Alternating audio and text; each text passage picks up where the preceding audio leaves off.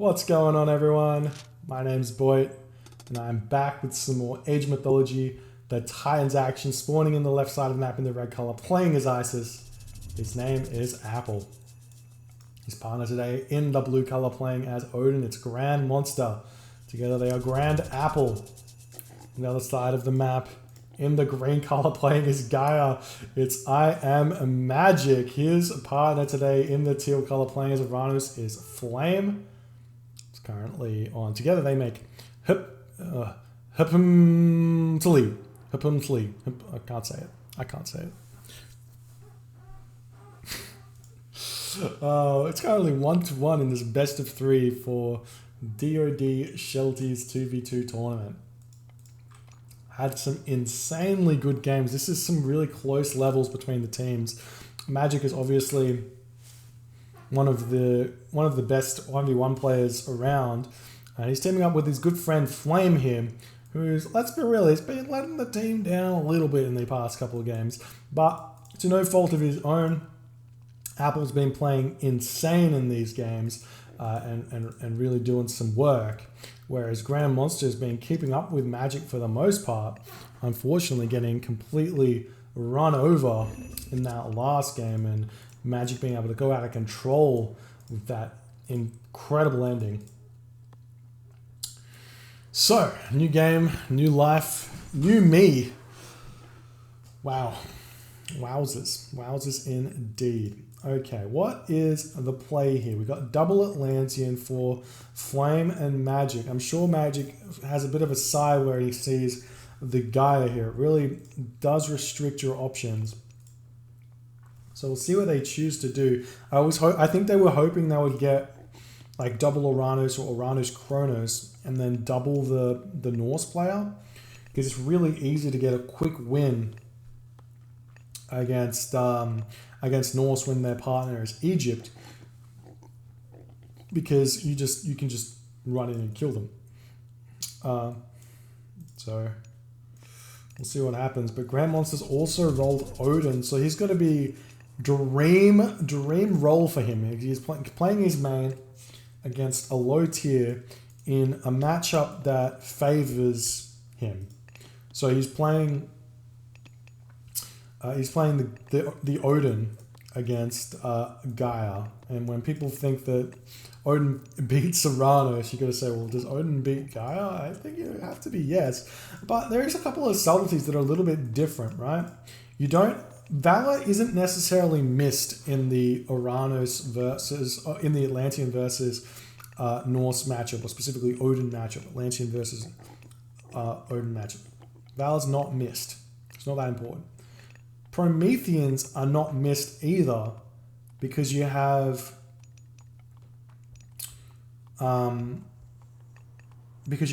automatons, which by a lot of metrics are just better than Prometheans, right?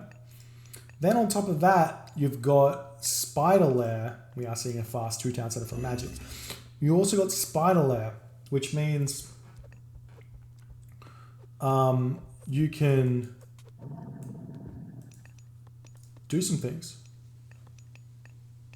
Which you can pick off like a lot of Ulfsark for free. So when you think about it, Valor versus Spider Lair, Automaton versus Promethean. This may not be as much of a favored matchup as you would think. Potentially, Odin is not actually winning in this matchup, and Magic may be able to punish him. Now, Uranus, they're both going for a fast answer. Uranus against Isis, on the other hand, is a completely different beast, because in 1v1, it's really obvious what Isis wants to do. It's really obvious. Isis wants to 1-town center, priest spam, siege spam, ancestors eclipse all in.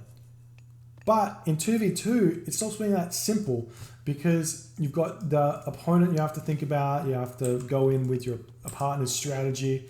And the map's also bigger, which allows for these 2-town center builds. So we'll see what they actually do. But Flame's cutting Villager, cutting his supply. We're seeing Leto, we're seeing Prometheus, both players advancing just before the 6-minute mark. We are seeing that Freya's come in for GrandMonster, throwing up 2 Longhouses, going to start spamming those Ulfsark out. And the town centre is now up for Magic. And I wouldn't be surprised here if Magic can, if Magic just goes double military barracks here. You can see he's got 6 villages on food, 2 villages on wood, and I assume he's just going to get just enough wood and then move on over to this gold mine. Because now he's got 7 villages, or he's got still got only 6 villages on food. Pickaxe coming through, hand axe coming through, and the villages are still going to be pumping out. And if he just goes pure Murmillo against the Ulfsark of GrandMonster, that's going to force out throwing axe. It's going to slow him down. It's going to allow him to play allow the Atlanteans to play a little bit differently. So relics on the map. Tail of Cerberus, not going to matter that much. We've got Anvil of Hephaestus, definite pickup there. If you see this relic, you have to grab it. And if we've got Black Lotus here, that's a big relic as well. Looking like the Valkyrie does spot this little food gathering operation, but Magic's got some nice gather micro as the automaton comes in. Remember, automatons have a huge bonus against Valkyrie or against myth units in general, and on top, well, I guess it does have 60% hack armor, but with the 200% bonus damage for myth units, the automaton will be able to scare away that Valkyrie. And we are seeing military barracks, seeing 2 military barracks coming down for Magic here.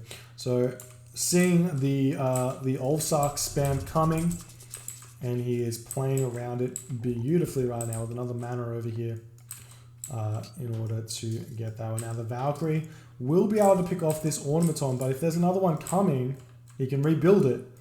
It doesn't last for very long though. I think it disappears after 45 seconds. So you get an automaton out in 16 seconds.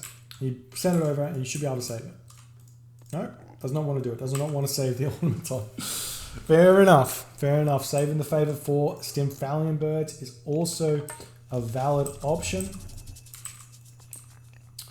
And the Murmillos are starting to come out right now as the Valkyries are leaving. The Ulfsark moving in to find their raids. 2 town centers for Apple. Now remember, these are both Nilla players. We have to remember this, but they've both been playing quite a bit of Titans. So they're both not going to be that aware about what they need to do against Uranus in general, or against Atlantean in general. So Magic and Flame are going to be able to maybe pull some sneaky ones out.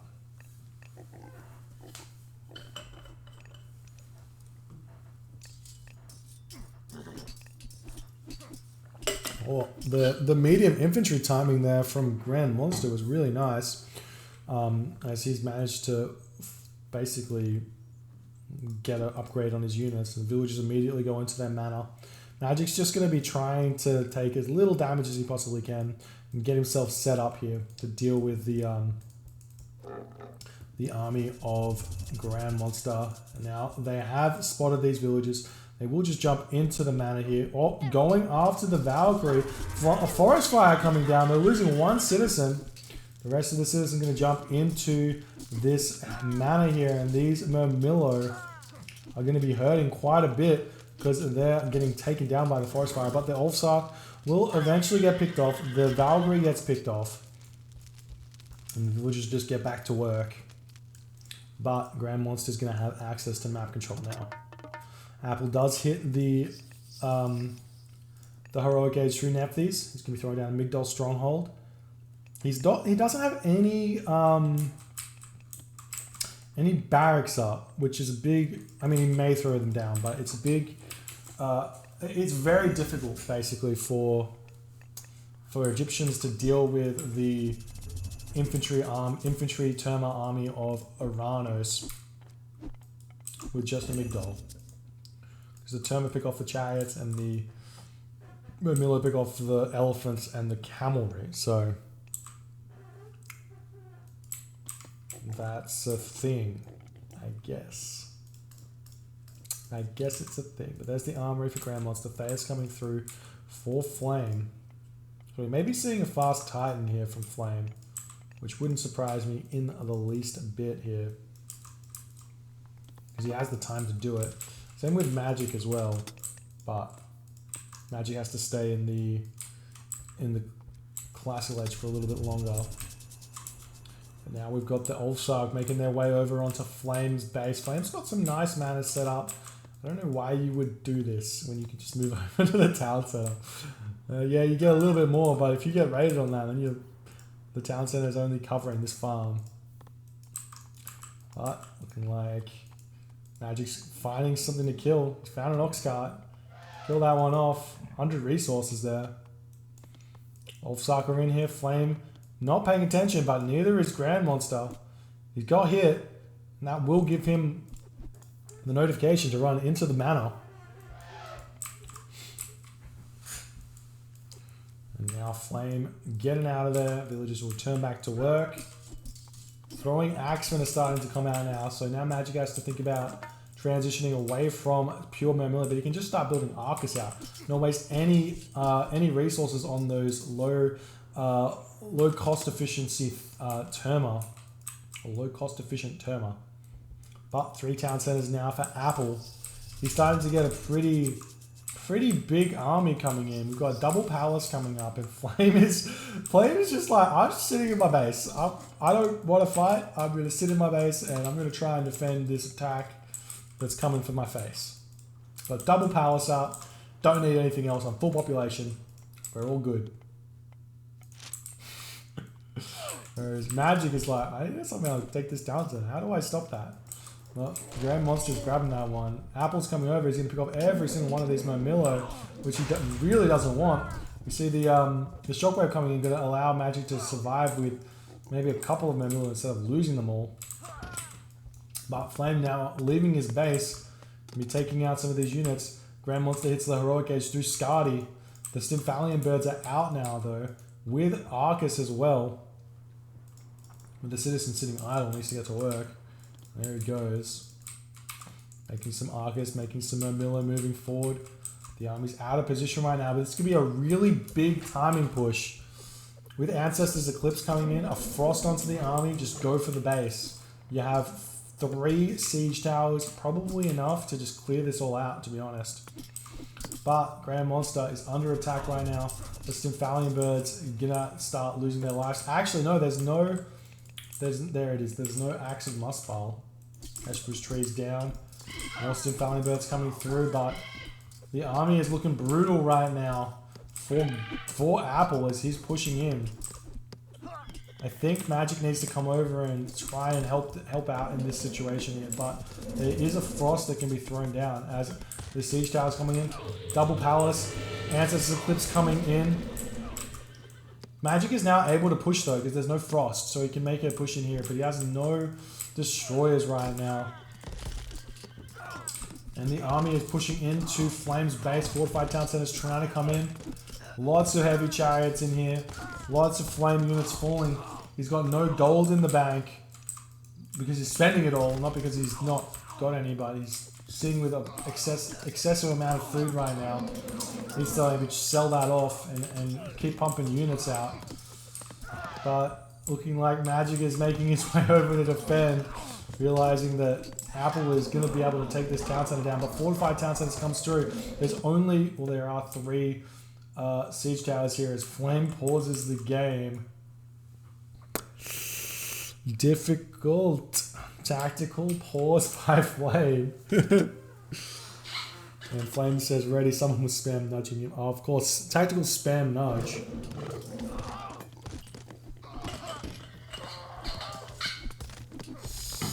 And the town center will be falling, but maybe Magic can catch this army out and pick everything off nice and easily. Flame can get his town center back. The GrandMonster is on the hunt, and he's got Frost as well, so he can just Frost this army while he's chasing it, if he wants to. And there's the Frost onto Magic's army instantly. For some reason, the Stymphalian birds don't get frosted.